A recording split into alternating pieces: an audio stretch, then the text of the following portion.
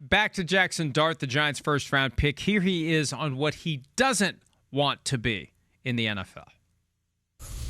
Yeah, I don't want to play like a robot. I think that's just my play style when I'm on the field. Like, I'm going to be aggressive in any situation. A statement that, I guess a quote that we go by in the quarterback room is being aggressive but not reckless.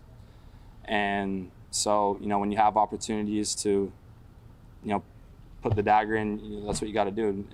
But at the same time, you can't be reckless. And, it's just situational based as an offense.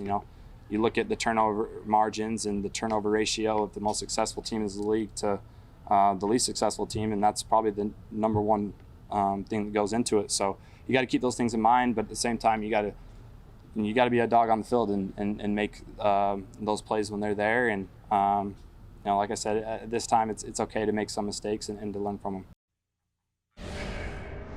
It makes sense. It makes sense. And you were talking earlier about how Justin Herbert needs to get away from being robotic.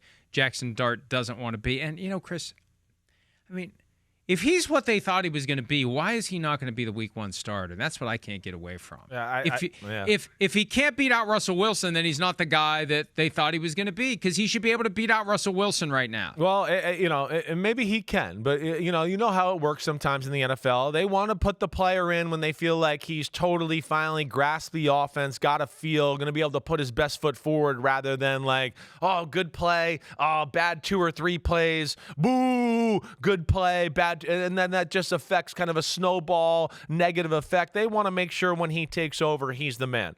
And the team is right, too.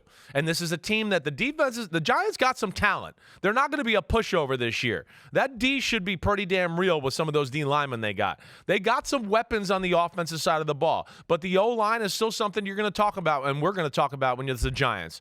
And I think that's probably part of it, too. Sometimes you want the player to get better, and then the other times you want to make sure the team is in a good spot so that player can succeed when he does get in. And I think some of that's going with the Giants.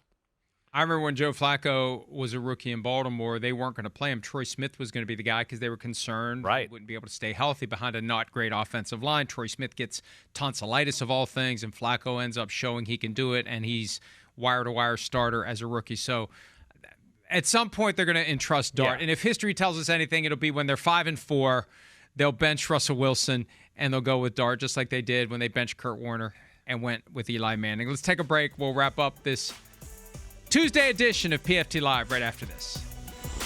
Hi, it's Mike Florio. Thanks for watching PFT on YouTube. Hit subscribe for the latest news and analysis from Pro Football Talk.